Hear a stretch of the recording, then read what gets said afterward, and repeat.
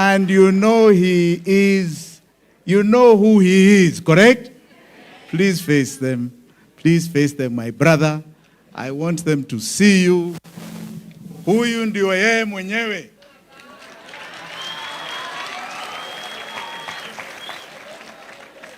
Thank you very much. Put this up a bit. Jimmy.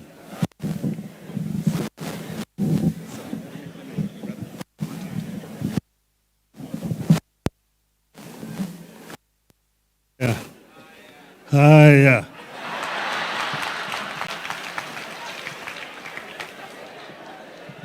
Bishop Muturi, my friend, retired Bishop Peter Njenga, who was also a comrade in arms, Mama Maria and the children, wananchi wote hamjambo. We have come to say goodbye to a very great Kenyan, a true Kenyan patriot, Maina Wanjigi.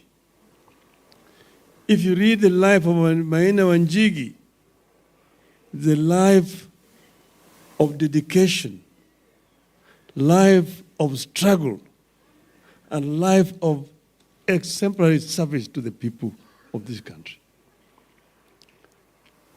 There's a number of things that I actually discovered I share in common with Maina Wanjigi.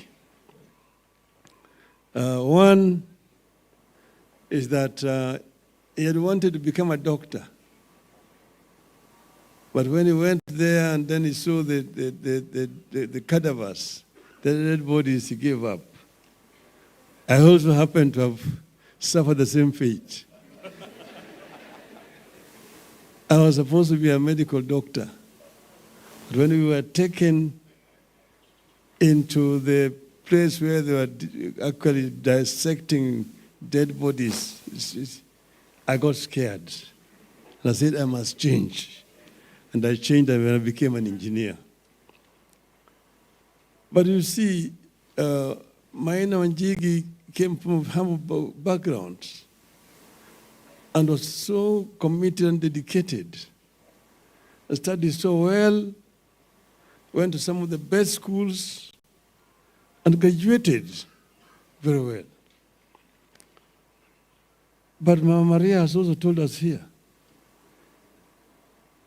after they got married, he became a very faithful servant and never slapped him even once. I'm sure you can also ask Mama Aida. She will tell you that I've never slapped her. And he came here at the dawn of independence. And that is the time when this country was looking for intellectuals to take over from the colonialists who were leaving the country. So he's one of the pioneer civil servants at that time. And that was the time when, as you know, the colonial system had actually discriminated against the people of our country.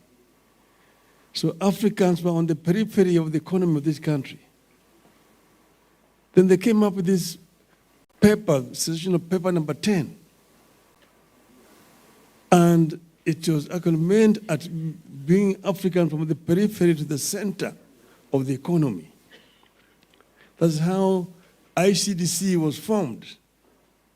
And he became the first CEO of ICDC, Industrial and Commercial Development Corporation, to give loans to Africans so that Africans could be involved in the economy of this country.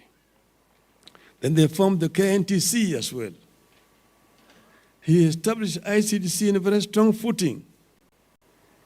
Later on, Matu Amai took over from him when they moved on.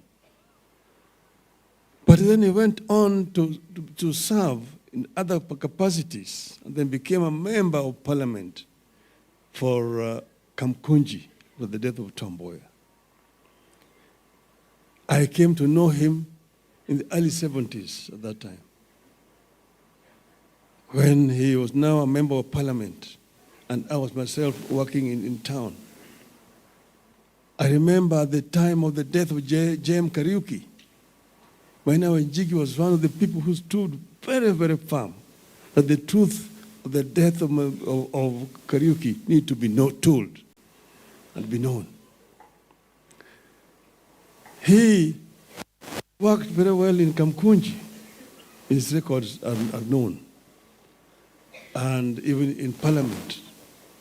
As a Minister of Agriculture, he was exemplary. I remember meeting him several times as a Minister of Agriculture. During those ASK shows, he was always there. And you could see him sometimes walking around with the president. Those days, when they were working first as civil servants, they had inherited a very clean civil servant. But the civil service got corrupted when they introduced what they called the Njenga Commission report, which allowed the civil servants to get involved in businesses, competing with the private sector. That is actually the genesis of corruption in our civil service. And that is an issue that must be addressed. If you're talking about fighting corruption, first address the issue of corruption within civil service. Civil servants should not become businessmen. They should either choose to be businessmen or become civil servants.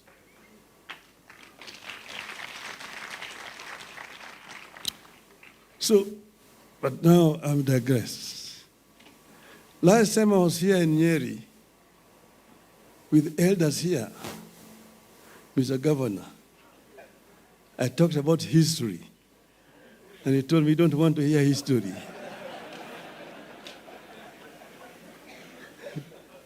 No country can develop without history. Yes. So when I stand here, I can talk about how the people from this region have fought and helped to liberate this country. Yes.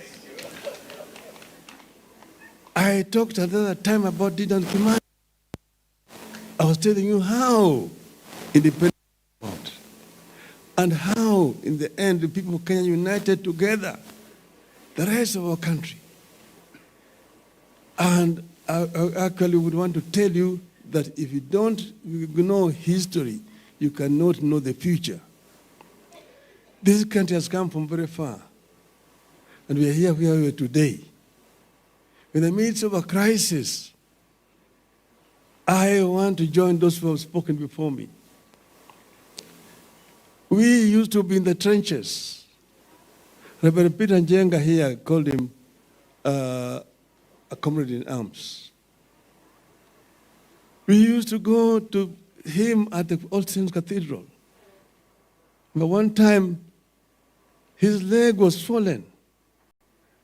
And we got him from the All Saints Cathedral, walking with him all the way to Kamkunji. And they were throwing tear gas at us. Later on, he even took us back to Saint Cathedral where we were hiding with him. This reverend here. At that time, were the church leaders who were true to the liberation struggle. Yes. Today, the religious leaders are summoned like servants to go to State House. And they go there with prepared speeches to make. The church must speak the word of God and stand firm with the children of God. Yes.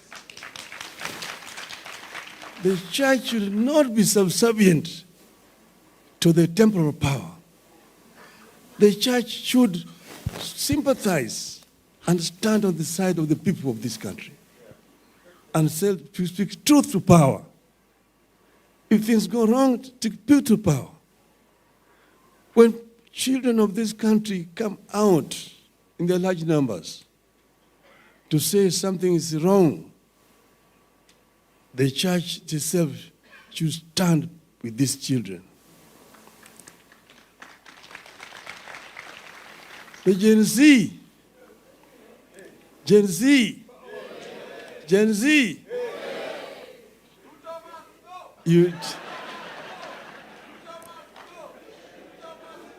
They told me that Baba, kaa nyumbani, umefanya ya kutosha, tutaendelea. Niko nyumbani lakini niko behind you.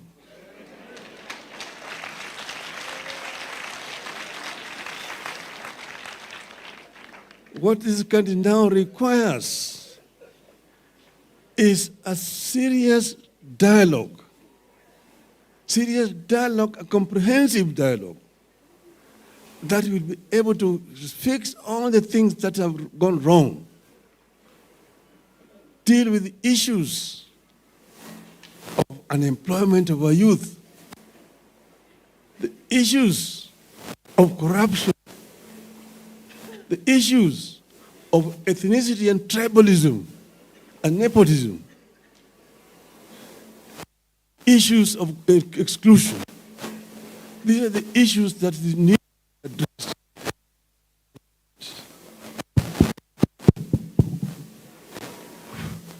Hello? Hello? Hello? So these are the issues that we need to get things right. Police should not use brutality against unarmed, innocent people who are demonstrating for their rights. I've seen Gen Zs getting tear gassed. Kula tear gas. Hata sisi tumekula tear gas. Endeleeni kukula tear gas. Tell them to add more tear gas. Tell them you will not surrender. Hata wakileta nini, nyinyi mtasimama. Hata wakifanya nini, tutafanya imara. Sawa sawa. Tumeelewana? Tumeelewana? Maina fanya yake. Ametembea kama shujaa. We are happy that the young shujaas are coming up to liberate this country. May the Lord rest his soul in eternal peace.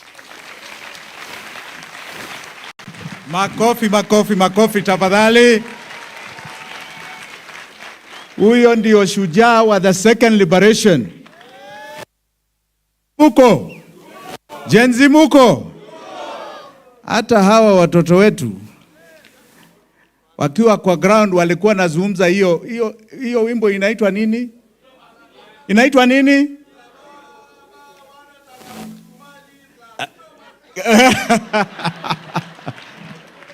Walikuwa naimba huyo na sisi, hata sisi tuko hapo. Asanteni sana.